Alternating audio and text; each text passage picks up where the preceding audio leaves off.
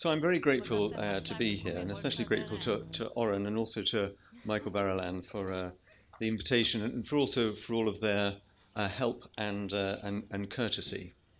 I thought you'd like to see where I come from. So this is the Research Institute for the Care of Older People in the grounds of the Royal United Hospital in Bath in the UK, which is where I do a lot of my clinical work. One of the biggest attractions in Bath, of course, is the Royal Crescent. So this is the Royal Crescent over here. It's one of the biggest attractions apart from the baths. So Bath is also famous for its Roman baths. And then I do my academic work over here in Bristol. And you can see here the Clifton Suspension Bridge, which was opened in 1864, having been designed by Isambard Kingdom Brunel. And I went to medical school in Bristol, so I used to cycle across this bridge every morning on the way to the medical school. When it was windy, it used to kind of rock a little bit, which was always made it fun. But the bridge also has a sort of sad significance because every year there are several suicides from the bridge, and so it also has that kind of sad aspect to it. So here's my plan, and you'll see that I'm going to be starting by the sort of starting point for me is the UN Convention on the Rights of Persons with Disabilities. And I have to say that in a way this is sort of work in progress. In other words, as I've been thinking about this and then writing about it, I've realized that I'm really trying to say something different. And what I'm certainly not wanting to do is to say much. I'm going to end up talking quite a lot about the UN Convention, but that's not really the point of what I'm saying.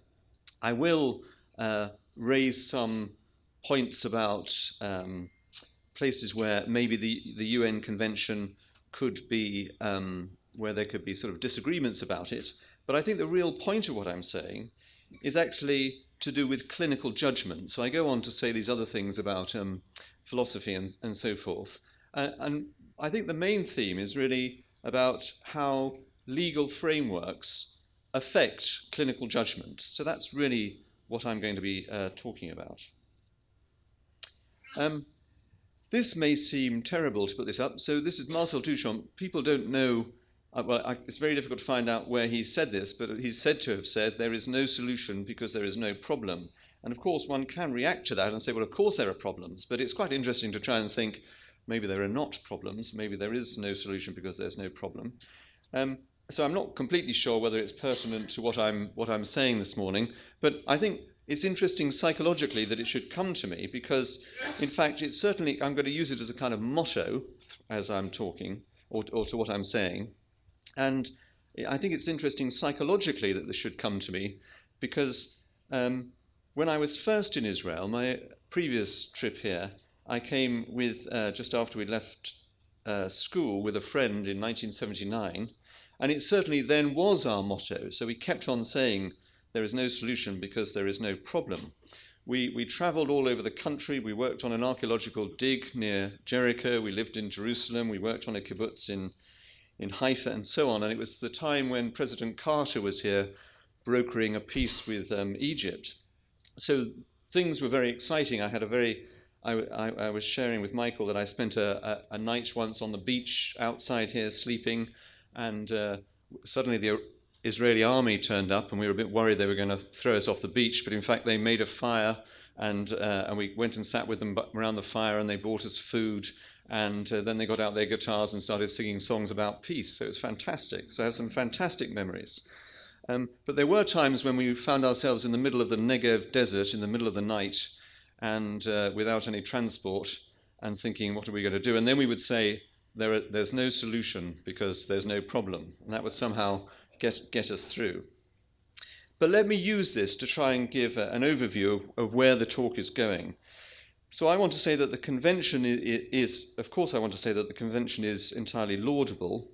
It establishes an important framework for thinking about disabilities, including dementia, and aims to make the lives of those who live with disabilities better. But I also want to say that it's problematic when it comes to thinking about people with severe dementia. It does a good job in as much as it forces us to think harder about how we support decision-making around severe dementia. And But in the end, severe dementia poses for us a problem that seems not to have a solution. In turn, however, it may be that we're looking at this the wrong way round. Rather than look for a legal solution, or for a solution that is based on rules or regulations, or for a solution that can be pinned down by a pathway, it may be better to accept that there's something about the human condition that cannot be codified. Clinicians may get things wrong, but there is such a thing as good judgment which gets things right. In this sense, there is no solution because there is no problem. The law can provide frameworks to encourage good judgments, but at root, I want to argue, such judgments are not based on the solution to a problem. Instead, they, as it were, dissolve the problem. They are based on something intangible, embedded in a way of being in the world or a form of life. That then is a sort of synopsis of this paper. So the main source of contention, as far as I'm concerned, in the convention is Article 12 about equal recognition before the law, which you can see here.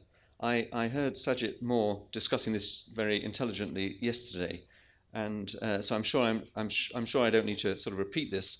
The bits I want to emphasize are here in red. Article 12 or subsection 12(2).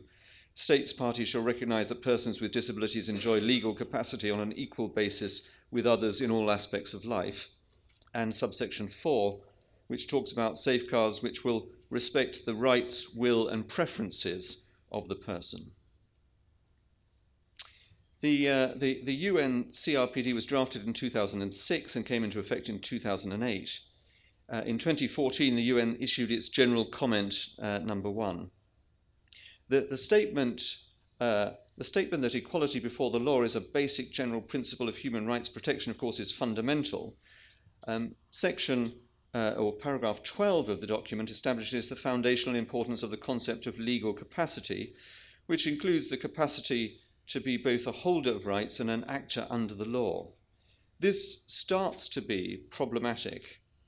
Of course, there is nothing wrong with the idea that people should have full protection of their rights, but the legal capacity to act under the law is more of a problem when we think of severe dementia, in that it recognizes the person as an agent with the power to engage in transactions and create, modify, or end legal relationships. How this will be affected in severe dementia must be determined.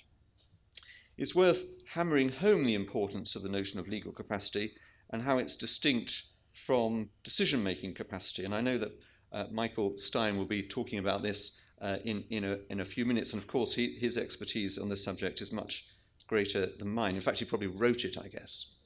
But anyway, so I'm going to say a few things about it.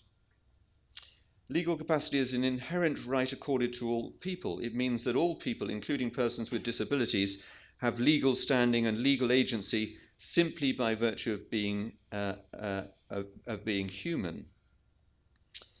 Again, legal standing is not problematic, but is it true to say that people with severe dementia have agency to act on their rights and to have those actions recognised by the law? It would seem easier to accept if it stated that all people potentially have agency, perhaps. At least it would seem sensible to acknowledge that the agency that a person with severe dementia has, or a person with a severe head injury or severe intellectual impairment, is circumscribed in a number of ways. But of course, in saying that, I immediately become guilty of denying or diminishing an important element of legal capacity for people with disabilities. In section 14 of the general comment, we clearly see the philosophical position that underpinned the thinking in the UNCRPD. Decision-making or mental capacity is firmly portrayed as socially and politically constructed. Be that as it may, the real problem, according to the general comment, is that mental and legal capacity have been conflated, and that this has been used as a means to deny the person certain rights. One of the good things about the Mental Capacity Act 2005 in the UK is, or one of the things that we've thought is good about that, has been that it commends a functional approach to the assessment of decision-making or mental capacity. But here in the convention, we see that that's condemned, and it's condemned for two key reasons. It's discriminatorily applied to people with disabilities, and B, it presumes to be able to accurately assess the inner workings of the human mind, and when the person does not pass the assessment, it then denies him or her a core human right, the right to equal recognition before the law. We could, I think, spend some time discussing just these words. For instance, say I tell you that the tablet I'm prescribing for you has 3 side effects, which I spell out and then I repeat them. If I then ask you to confirm for me that you know what the possible side effects are, and you simply cannot recall what they are, am I not entitled to say that I've accurately assessed, at least to a degree, that you're not very good at remembering? That is then to say something about the inner workings of your human mind, in which case, am I not entitled to say that you are lacking in mental or decision-making capacity? The suggestion in the general comment would seem to be that in saying these things, I'm denying you the right to equal recognition before the law. I'm not going to linger over this point, but would simply say that, amongst other things, this depends on what we mean by equal. Now, of course, in jurisprudence, that's discussed extensively.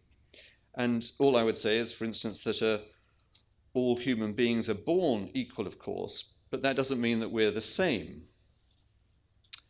Section or paragraph 15 continues the same theme, but now introduces the idea of supported decision-making.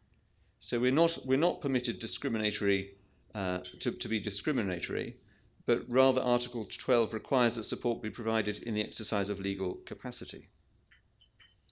The point I'm making has been well made in the Mental Health Foundation's document, Dementia Rights and the Social Model of Disability, where they say the CRPD requires a totally supported decision-making legal regime which poses significant challenges in terms of operationalizing this for people with very severe dementia and those with profound learning disabilities.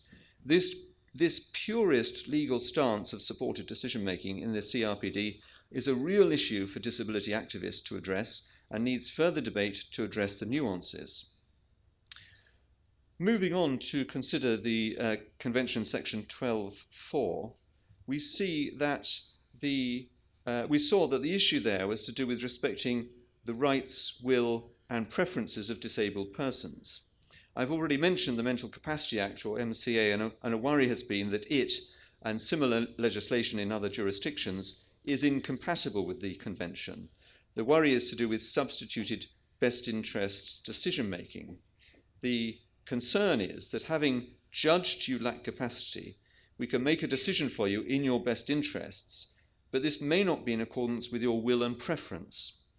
An example might be where we, the multidisciplinary team and your family, decide that it's best for you to go into a care home, but your will and preference would be to go back to your own home. I have to say that I've always wondered about this. I think it shows a narrow and incorrect understanding of what best interest it entails, at least in the Mental Capacity Act in the UK. Here we see that the MCA, the Mental Capacity Act, Best Interest Checklist, stipulates that in judging best interests, we must consider the person's past and present wishes and feelings, his or her beliefs and values, and any other factors likely to be considered by the person. That sounds very much like respecting the person's will and preferences, and it could easily be more emphasized.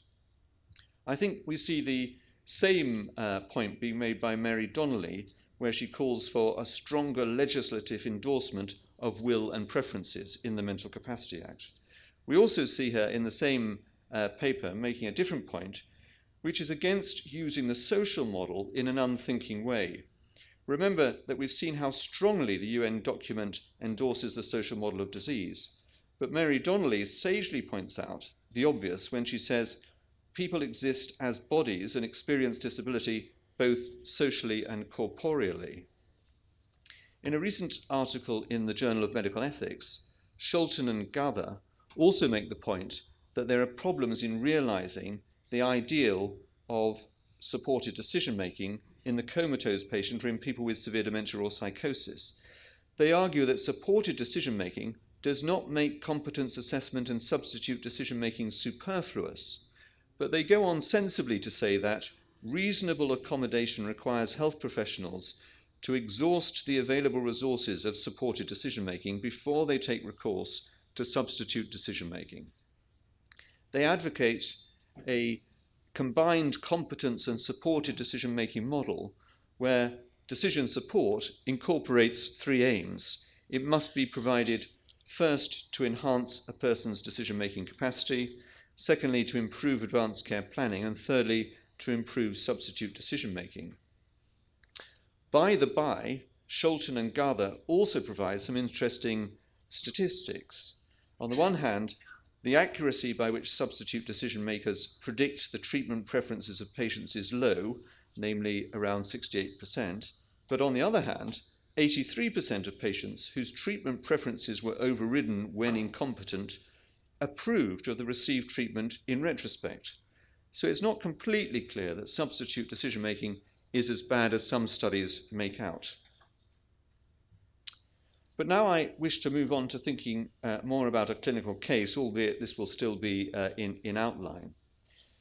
So Mrs. Smith is totally dependent on others for all of her care and activities of daily living, washing, dressing, feeding, toileting. As she cannot communicate verbally, her swallow is compromised, she frequently chokes when she's fed, and she's had 2 bad chest infections, probably caused by her aspirating food. Standard options might include tube feeding, talking of aspirating, tube feeding, or using thickened fluids and blended food. Excuse me. There might be some medication that could help, or carers could continue feeding her as normal, but use only small amounts and pay attention to posture. How shall we decide? Shall we go for supported decision-making or substituted best interest decision-making? There are probably... Oren, that's very kind of you. You're such a nice chap. Thank you. There are probably lots of clever things to say about Mrs. Smith's brain, but I want to make the simple point that she doesn't have the brain of someone who is comatose or is in a persistent vegetative state. Despite the pathology, potentially there are still significant things going on in Mrs. Smith's brain. One support for such an assertion, apart from brain scans, is the existence of lucid episodes, where the patient with severe dementia unexpectedly speaks or acts in a way which surprises the carer because the patient seems to be much more aware of her or his situation and to function much more adequately than usual. So what this tells us is that there is every reason to keep on communicating with the person with severe dementia, and there may indeed be ways in which he or she might be able to communicate with us, if only to show approval or disapproval. But such communication does not necessarily make decision-making any easier, whether we use the supportive framework or substituted decision-making framework. Now I want to turn to philosophy. There's something to be derived, I think, from Heidegger, who describes the human existence typical state as that of being with. And I want to combine this with a broader view of the person than we sometimes come across. This is the notion of the person as a situated, embodied agent. In other words, we're not simply cognitive beings, we also have feelings, drives, and emotions. And whilst part of what it is for me to be me is constructed socially, by culture, by geography, and so forth, I'm also a body acting on and acted upon by the world. But my agency is situated in multiple domains, which include ethical and legal domains. We exist as human beings together, but in complex, interconnecting, and interdependent ways. At this point, I introduce the notion of the juridification of medical practice, to raise a question. Juridification is the proliferation of laws and legal regulations in healthcare. Mary Donnelly, again, gestures at the difficulties. The law gives a framework, but the details are left to clinicians, and this is not always good enough. The temptation is then to establish more laws or regulations. But then, as the Montgomerys argue, the courts need to be wary of being seduced into believing that the oversimplifications that legal processes require accurately reflect the complexities of clinical judgments. And it's clinical judgments that, in my view, are at the heart of the matter. Around Mrs. Smith with the swallowing problem, there is a legal framework. But what should be done next is not stipulated by the law in enough detail to prevent bad judgments being made.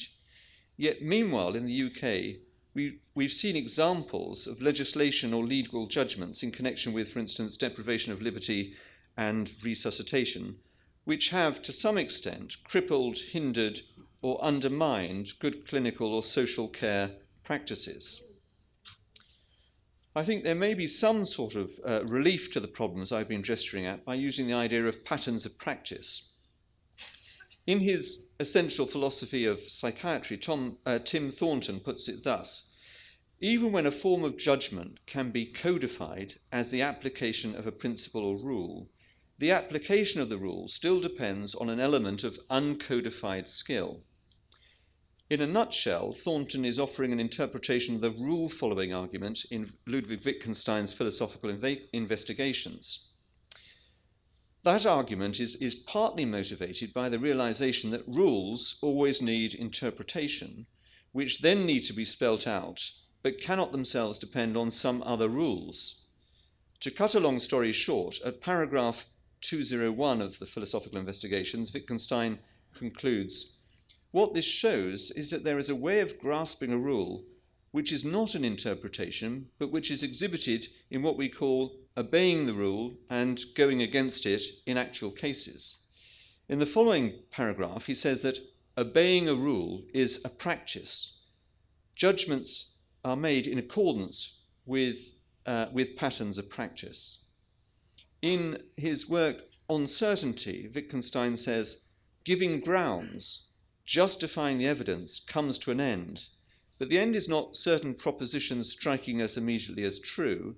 That is, it is not a kind of seeing on our part, it is our acting which lies at the bottom of the language game. At one point, he says, this is simply what I do, and I think that's making the same point. In the end, we cannot point to justifications, but to practices, to ways of being in the world. To spell this out a little bit further, in the Oxford Textbook of Philosophy and Psychiatry, the point is made as follows. Whenever an activity is rule-governed, it will rest on a basis of tacit knowledge or know-how. This will apply at all levels of practicality or theoreticity, from correctly applying a mathematical formalism or deducing a result to the rule-governed classification and recognition of signs and symptoms in medical diagnosis. All will depend upon implicit knowledge and how to go on. Any attempt to express this knowledge will itself depend on implicit knowledge left unexpressed. How does this relate to Mrs. Smith? My contention is that we might get things right or wrong, whether we use a supported decision approach or whether we use substituted judgments. We can go right by making a substituted judgment as long as our pattern of practice is appropriate. That is, as long as we listen to everyone, including Mrs. Smith, which may take a good deal of skill and patience. Perhaps we'll get nothing from Mrs. Smith, but if we know a lot about her, we may have an inkling, a sort of intuition as to what she would want and therefore as to what would be best for her. Of course, in all of these matters, we can also go wrong. But equally, we might get things right by implementing supported decision-making. It's just that we need to do this correctly. We need to talk to Mrs. Smith well in advance so that we really have a feel for her will and preferences. That is, we must take advanced care planning seriously, even if we understand it broadly rather than as something that will always be definitive. We'll also need to be sure that her will and preferences haven't changed. Knowing for sure what her will and preferences might be will never be certain. that really may be a matter of intuiting the inner workings of the human mind. But we can take the steps we need to take well, just as we can go badly wrong. Either way, however, is not the particular legal approach that will count. It's whether the practitioners making the judgments are thoughtful, sound, attentive, thorough, careful, open, honest, and so on. In the case of Mrs. Smith, there will be nothing else but a judgment made as part of a pattern of practice that might be good or bad. The law, it seems to me, shapes that practice, but it can't in the end specify it. This is what Martin Luther King said when he was awarded his honorary degree in Newcastle upon Tyne, which is the university I used to be associated with until 2 years ago. He was given this honorary doctorate in 1967.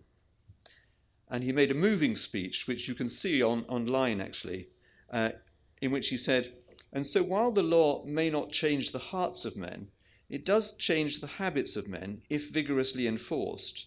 And through changes in habits, pretty soon attitudinal changes will take place, and even the heart may be changed in the process." The convention is, in my view, a good thing. It pushes us along in the direction of taking people with disabilities more seriously. The law clearly has a role to play, as Dr. King suggested, but it only takes us so far, and bad laws must be reformed or ignored. But the specification of practice will in the end rely on people making uncertain decisions as best they can. People being with other people in the world in a good way is what really counts.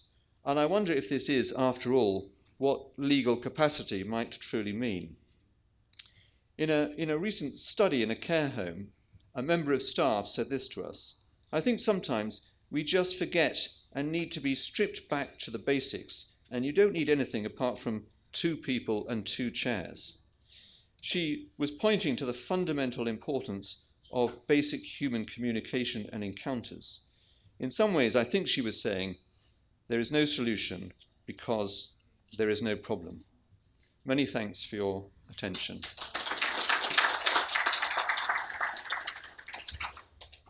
Are there any questions for Professor Hughes?